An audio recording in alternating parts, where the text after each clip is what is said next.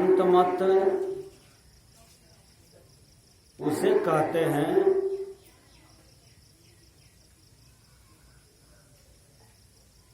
संतों की जो सर्वोपरि बुद्धि है, उत्कृष्ट बुद्धि है, उत्कृष्ट विकास है, चरम परम लक्ष्य सुख शांति।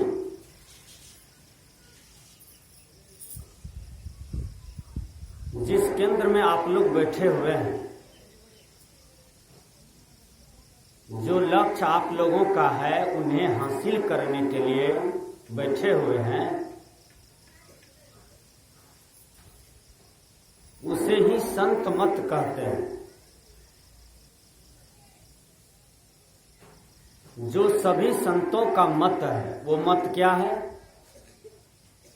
जीवन में मुक्ति, जीवन में मोक्ष, जीवन में शांति, यही संतों का मत है। संत महात्मा क्या करते हैं? संत महात्मा आप सबको मार्गदर्शन देते हैं। चलना तो आपको काम है। गुरु जी विद्यार्थी को पढ़ाते हैं ABCD, क ख ग घ अंग। पढ़ना तो विद्यार्थियों का काम न है कि गुरुवे जी पढ़ लेंगे विद्यार्थी के बदला में। गुरु केवल मार्गदर्शक होता है। गुरु जी ने बता दिए, आपने भजन भेद लिया, आपने दीक्षा लिया, गुरु जी बताए कि बेटा ऐसे चलना, बेटी इस तरह से चलना।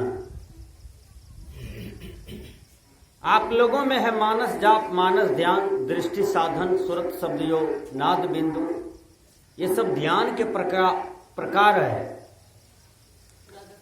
जैसे छत पर चढ़ने के लिए सीढ़ी बाय सीढ़ी पर पैर रखते हैं और छत पर चढ़ जाते हैं, उसी प्रकार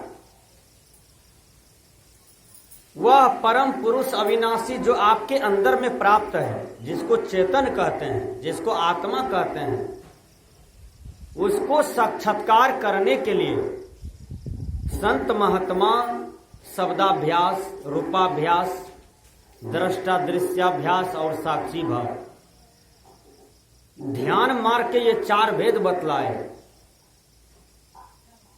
इसलिए ध्यान तब सफल होता है जब आप चारों मार्ग को परिपूर्ण कर लेते हैं। आपको दिल्ली पहुंचना है, दिल्ली वाली गाड़ी पकड़ते हैं तब तो दिल्ली पहुंच जाते हैं। सही बात है।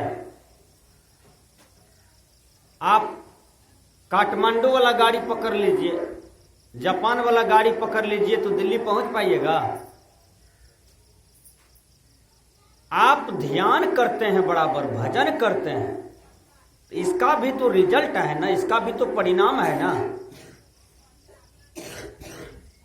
ध्यान का रिजल्ट है कि आपको शांति के केंद्र में पहुंचा देंगे। भजन का रिजल्ट है कि आपको शांति का केंद्र में पहुंचा देंगे। इसलिए गुरुवर कबीर कहते हैं, सहज ध्यान रहो, सहज ध्यान रहो, गुरु के वचन समाई हो। जिस समय गुरु से आप संकल्पित हो रहे थे, कल जोड़ करके खड़े थे, भजन भेद ले रहे थे, माला कंठी ले रहे थे, उस समय आपका मन कितना पवित्र रहता था कि हे गुरुदेव, हमको भी इस संसार से मुक्त कीजिए। हमारे जीवन में जो अनेक प्रकार की व्याध हैं, कष्ट हैं, उनका निवारण कीजिए। मैंने आपके चरणों में तन मन धन को समर्पण किया गुरुदेव, मेरी जीवन रूपी नैया को पार करें। सही बात है। जिस समय भजन भेद ले रहे थे तो उस समय मन कितना पवित्र था ना। और जिस समय झगड़ा करते हैं, गोतनी को झोटा पकड़ के मारते हैं, उस समय मन पवित्र क्यों नहीं रहता है? जिस समय कोई झगड़ा करना चाहता है उस समय आप पवित्र रहिए। कोई अपवित्र है तो है, मैं बता देता हूं, जो झगड़ा करने वाले हैं, गाली देने वाले हैं, जिसके अंदर में कालिप है, ऐसे मानव कुसंग है सज्जन के लिए, उनसे बचिए। कोई बार बार आपको टॉर्चर करता है, कोई आपको बार बार गलत बुद्धि देता है, गलत निर्देश देता है, गलत परामर्श देता है, उनसे भी बचिए। बता देते हैं, दशरथ राजा जो भगवान राम के पिताजी हुए, उनका 3 पत्नी, एक भरत की माँ, भरत की माँ कैकेयी, राम की माँ कौशल्या। कैकेयी का बुद्धि बढ़िया था। राम को जब राजा बनाया जा रहा था तो कैकेयी भी नाच कर रही थी कि गोतनी का बेटा राजा बनेगा। कैकेयी का अंदर में कोई विकार नहीं था, कैकेयी का अंदर में कोई भी राग द्वेष नहीं था। कैकेयी भी खुश थी ये रिजल्ट सुन करके। वही आंगन में एक बूढ़ी रहती थी, सब दिन से नौकरानी वाली काम करती थी। वो बूढ़ी कैकेयी की बुद्धि को बिगाड़ दिया। विचार कीजिएगा, वो बूढ़ी लंगड़ी टाइप की थी, कुब्जी टाइप की थी, और वो बिगाड़ दिया। बिगाड़ते बिगाड़ते 2-4 घंटा 10 घंटा में कैकेयी की बुद्धि को बिगाड़ दिया। और क्या कह के बिगाड़ दिया जानते हैं? कहा राम कौशल्या का बेटा है, वो राजा बनेगा, और तेरा बेटा सब दिन ननिहाल ही रहेगा। कल राजा बन जाएगा राम, तो तुम्हारा बेटा सब दिन उसका पैर के अंदर में रहेगा। इसलिए हे कैकेयी, तुम सोचो, राजा तुमको वरदान दिया है कि समय आएगा तो तुम हमसे वरदान मांग लेना। इसलिए यही समय है कि आप अपने बेटा के लिए गद्दी मांग लीजिए, और गोतनी के बेटा को वन वन भटका दीजिए, उनके बेटा को जंगल भेज दीजिए। देखिए, बुद्धि को बिगाड़ते बिगाड़ते बिगाड़ दिया मंथरा। कैकेयी की बुद्धि को बिगाड़ दिया और कैकेयी बिगड़ गई। यही कुसंग का प्रभाव है। विचार कीजिए, दुर्योधन दुशासन का भी बुद्धि बढ़िया था, लेकिन उसके बुद्धि को कौन खराब किया? महाभारत में देखे हैं। अरे दुर्योधन का मामा शकुनी जो कपटचाल आदमी था, दुर्योधन दुशासन जब छोटा छोटा बच्चा था, उस समय भीम अर्जुन नकुल सहदेव सब एक गुरुकुल में पढ़ते थे, लेकिन दुर्योधन दुशासन के बुद्धि में ईर्ष्या भरते जाते थे। एक छोटा सा बच्चा है, उसका अंदर साफ है। उस बच्चा को आप खैनी खाने के लिए सिखाइए, सिगरेट पीने के लिए सिखाइए, ईर्ष्या करने के लिए सिखाइए, गाली देने के लिए सिखाइए, वो बच्चा तो कोरा कागज है, वो सीख जाएगा। नहीं सीखेगा? अरे आपका बच्चा हिंदी बोलता है, आप लोग हिंदी बोलते हैं तब ना बच्चा सुनते सुनते हिंदी सीख जाता है। आपका बच्चा इंग्लिश बोलता है तो इंग्लिश वाला जगह में दिए हैं, वह सीखा है, वह संगति में पला है, तभी तो वो इंग्लिश बोल रहा है। विचार कीजिए, उसी प्रकार आपके जीवन में जो है ना, कुसंग एक प्रकार की बहुत बड़ा विष है, कुसंग जहर है। इसलिए कुसंग का त्याग होना चाहिए। मैंने कहा कि बाबा महर्षि में ही अपने आप में एक संविधान है, अपने आप में अच्छे संत हैं, अपने आप में न्यायप्रिय हैं, लोकप्रिय हैं। सदगुरु महर्षि मिहि जी महाराज साधना में उत्कृष्ट हुए, सफल हुए, क्योंकि सदगुरु महर्षि मिहि जी महाराज का वैराग्य बिल्कुल एकदम दूध का दूध, पानी के पानी। सदगुरु महर्षि मिहि जी महाराज का वैराग्य एक प्रकार की संविधान है विश्व के लिए, एक प्रकार की मार्गदर्शन है विश्व के लिए। गुरु महाराज अपने मुख से मानव को चेताए, भटके हुए मानव को राह पर लाए, भटके हुए मानव को मानवता पर लाए। बाबा महर्षि मिहि का देन है। आज हमारे उत्तर भारत में जो सत्संग का बहुत बड़ा लहर है, वो बाबा महर्षि मिहि का देन है। विचार कीजिए, मैं देखता हूं कि आज गांव गांव में साप्ताहिक सत्संग होता है। माता बहन श्रद्धा के साथ सत्संग भवन बनाती है। कोई जमीन देते हैं 1 कट्ठा 2 कट्ठा, उसमें सत्संग भवन हर गांव में बना हुआ है। तो ये सत्संग के प्रति लहर किसने लाया? बाबा मिही ने लाया। उसका प्रचारक आप लोग हैं, विचार कीजिएगा। तो कहने का भाव है, बाबा मिही कहते हैं सब संतन की बड़ी बलिहारी। सदगुरु महर्षि में ही अपना विचार को केवल नहीं रखते हैं। सदगुरु महर्षि में ही एक अच्छे संत हुए, कुशल संत हुए। वे कहते हैं कि जो कबीर साहब का विचार है, जो भगवान बुद्ध का विचार है, जो महावीर का विचार है, जो संत सम्राट कबीर का विचार है, जो ईसा मसीह का विचार है, सूर का विचार है, पलटू का विचार है, तुलसी साहब का विचार है, दरिया साहब का विचार है, वही विचार मेरा भी है। विचार कीजिए, इसी को संत मत कहते हैं। संत मत का प्रवर्तक केवल बाबा महर्षि में ही नहीं है। संत मत का प्रवर्तक सभी संत हैं। ठीक से थोड़ा सुनिए। संत मत का प्रवर्तक, संत मत का अध्यक्ष, संत मत का मालिक केवल बाबा महर्षि में ही नहीं है, सभी संत हैं। इसलिए बाबा महर्षि में ही कहते हैं सब संतन की बड़ी बलिहारी। इसी को संत मत कहते हैं। मतलब सभी संतों की बड़ी बलिहारी है। सभी संतों को सम्मान दो, सभी संतों को आदर दो, सब संतों की ज्ञान को लो, सभी संतों की बात को सुनो। यही बाबा महर्षि में ही निर्देश करते हैं। इसलिए बाबा महर्षि में ही आज घर घर में उसकी पूजा हो रही है। बाबा महर्षि में ही आज घर घर में उसका तस्वीर लगा हुआ है। मैंने कहा सबसे बड़ा चीज है शांति का केंद्र ध्यान। सुबह जगे हर आदमी दांत को साफ कर लीजिए।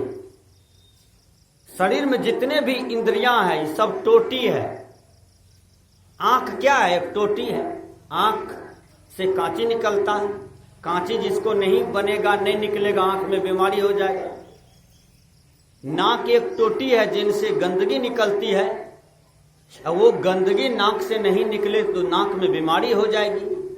कान में गुज्जू बनता है, वो नहीं निकले कान भूत हो जाएगा, बहिर्ज हो जाएगा, बन गुजरा हो जाइएगा। मुंह है, इससे थूक नहीं निकले, लार पार नहीं निकले तो फिर बीमारी हो जाएगी, भूत हो जाइएगा। तो शरीर में आंख, नाक, कान, मुंह, जितने भी इंद्रियां हैं जिनसे कुछ निकल रहा है वो एक टोटी है। जैसे टोटी से पानी निकलता है। इसलिए हमने कहा कि सुबह जगिए तो ध्यान कीजिए। 3 बजे जग जाइए, 4 बजे जग जाइए, 1 घंटा ध्यान में बैठिए। देह को मत डुलाइए, देह को अस्थिर रखिए। मन, देह अस्थिर रहेगा तो मन अस्थिर रहेगा। जब मन अस्थिर रहेंगे आपके तो आपका एक एक कर्म सब अस्थिर रहेंगे। जिसका तन स्थिर नहीं रहेगा उसका मन स्थिर नहीं रहेगा। बहुत आदमी को देखिए सत्संग में बैठते हैं, उसका मन स्थिर नहीं है। मन धान खेत में है, मन घर पर है, मन समधी के पास है, मन बहिन के पास है, मन पोता पोती के साथ है। तन कहीं और है, मन कहीं और है, तो उसमें नहीं न हो सकता है। कबीर साहब ने कहा कहीं कबीर कैसे बनिए, मोही तो ही वही। एक आदमी राजदूत चला रहा है, वही आदमी फान के चाहे 4 चक्को चला लेंगे, फान के ट्रेनों चला लेंगे। एक ही आदमी तुरंत ट्रेन और 4 चक्का, इधर 2 चक्का मोटरसाइकिल चला लेगा? होगा? कबीर साहब ने कहा कहीं कबीर कैसे बनी है, मोही तो ही वही। कोई एक मार्ग पर पैर रखिए वो सफल हो जाता है। तो ध्यान करें। ध्यान साधक का सबसे बड़ा अस्त्र है, वही शांति प्रदान करवाएगा। शांति की नदियां में स्नान करवा देगा। ध्यान इतना सुंदर चीज है कि यदि आपको शांति का खजाना में प्रतिष्ठित होना हो तो ध्यान कीजिए जम करके। हर आदमी ध्यान कीजिए, आंख बंद हो, आंख बंद हो तो मन आपका कहीं यत्र तत्र बौखे नहीं। खेत खलियान, फैक्ट्री, नगर बाजार, लड़का लड़की, ये कुसंग में न बहके। आपका मन एक जगह हो, वह मन में जो गति पैदा लेता है सांसारिक सुख के प्रति, उस मन को मारिए धीरे धीरे साधना से। आप लोग 1 कुंटल चाय बना के यहां रख दीजिए। ठीक से सुनिए, जो चाय पीते हैं उसके मुंह से पानी गिरने लगेगा कि कितना जल्दी गिलास लावे कि घट घट पिए, बेजोड़ चाय बना है। विचार कीजिए। जो कभी चाय नहीं पीते हैं, वो 1 कुंटल चाय भी रखा रहेगा, उसके सामने में कोई फर्क है? क्योंकि चाय वाला मने नहीं है उसके पास। विचार कीजिए। तो सदगुरु कबीर साहब जी कहते हैं, मन में जो वेग है सांसारिक सुख के प्रति, उस वेग को मारिए, उनको समाप्त कीजिए। यह बहुत बड़ा भजन है। किसी भी प्रकार की कुसंग आपके जीवन में न रहे।